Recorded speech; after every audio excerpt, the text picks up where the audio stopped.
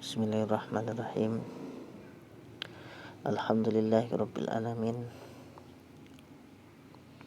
Allahumma shalli ala Muhammad wa ala ali Muhammad. Amma ba'd. Ikhwani fiddin rahimani wa rahimakumullah.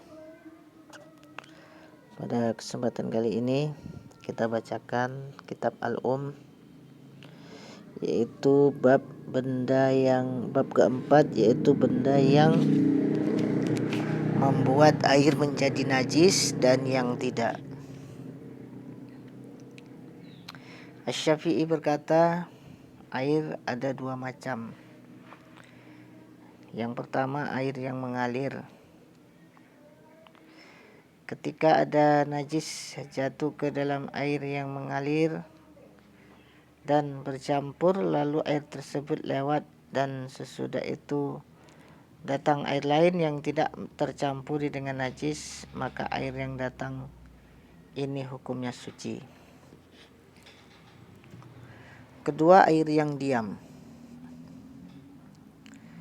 Air yang diam ini pun terbagi menjadi dua, yaitu sedikit dan banyak. Air yang banyak adalah yang seukuran 5 geriba besar atau lebih. Air ini tidak bisa dijadikan najis oleh sesuatu pun untuk selama-lamanya, baik sesuatu tersebut haram atau tidak, kecuali pada air tersebut muncul dengan jelas aroma, rasa atau warnanya.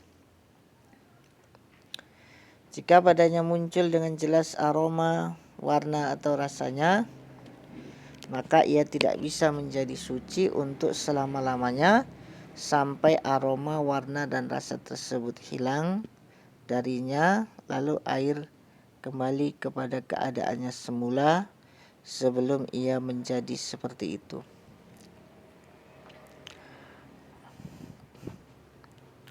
Caranya adalah dengan menuangkan padanya air dalam jumlah yang banyak hingga air tersebut lebih dominan, atau air tersebut larut hingga aroma, warna dan rasanya hilang. Kemudian Asy-Syafi'i berkata, barangkali ada yang bertanya, mengapa Anda mengklaim bahwa air 5 geriba tidak bisa dijadikan najis kecuali dengan benda haram yang muncul dan dominan di dalamnya, dan bahwa air yang kurang dari 5 geriba itu bisa dijadikan najis oleh benda najis apa saja yang jatuh ke dalamnya? Jawabnya, saya mengklaim demikian berdasarkan satu-satunya penjelasan yang wajib diikuti seorang muslim, yaitu perintah Rasulullah SAW terkait hal-hal yang halal bagiku dan haram bagiku. Jika ada yang bertanya, adakah penjelasan Rasulullah SAW tentang hal ini, maka jawabnya adalah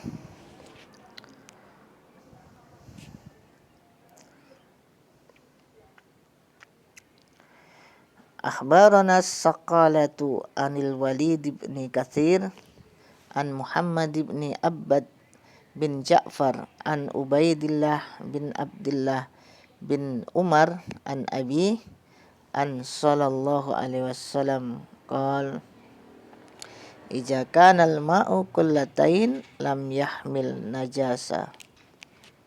Seorang periwayat siqah mengabarkan kepada kami dari Wali bin Katsir, dari Muhammad bin Abbad bin Ja'far, dari Abdullah bin Umar, dari ayahnya, bahwa Nabi SAW bersabda, jika air telah mencapai 2 kullah, maka ia tidak membawa najis.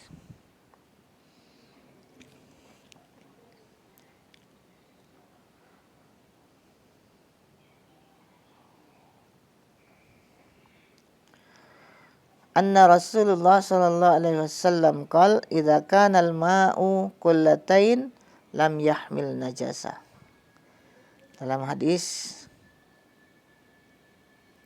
lainnya disebutkan bahwa Rasulullah sallallahu alaihi wasallam sabda, jika air telah mencapai 2 kullah maka ia tidak membawa najis.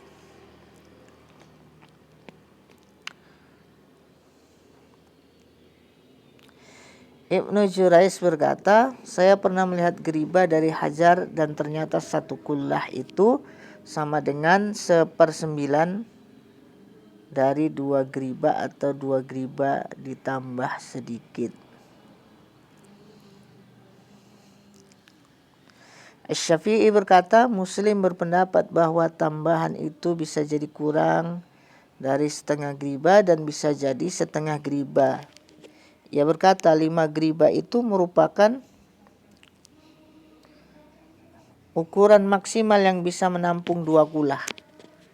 Dan bisa jadi 2 kullah itu lebih banyak dari pada 5 geriba.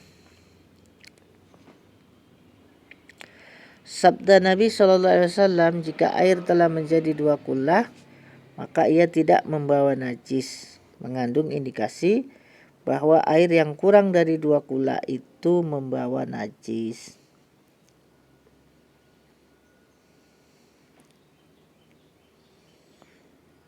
Ikhwani fiddin rahimani wa rahimakumullah. Demikian tadi kita bacakan, yaitu tentang benda yang membuat air menjadi najis dan yang tidak. Jadi menurut Imam Syafi'i, pembagian air itu ada 2 macam, yaitu air yang mengalir dan air yang tidak mengalir. Air yang mengalir itu air yang suci, air yang tidak bisa menjadi najis. Dikarenakan apabila satu benda najis jatuh kepada air yang mengalir, maka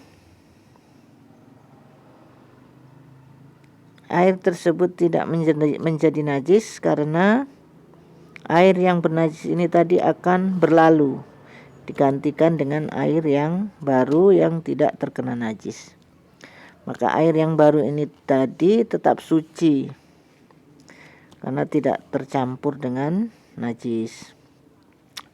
Wallahu a'lam. Kemudian yang kedua adalah air yang sedikit. Air yang sedikit ini dibagi menjadi 2 lagi, yaitu yang pertama air yang kemudian yang kedua adalah air yang diam. Air yang diam ini dibagi 2, yaitu yang pertama air yang banyak dan air yang sedikit. Adapun air yang banyak yaitu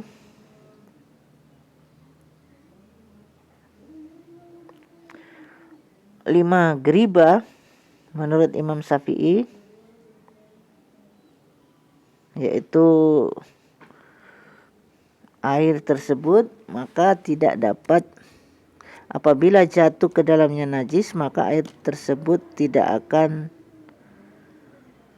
dihukumi najis sampai air itu berubah dari warnanya, baunya dan rasanya. Apabila air yang 5 geriba ini berubah warnanya, baunya dan rasanya, maka dia menjadi najis. Tapi apabila tidak berubah sifat airnya, maka dia tetap suci. Sedangkan air yang sedikit apabila terkena najis, maka air tersebut dihukumi najis. Demikian, wallahu taala alam. Subhanakallahumma wa bihamdika asyhadu an la ilaha illa anta astaghfiruka wa atubu ilaik. Assalamualaikum warahmatullahi wabarakatuh.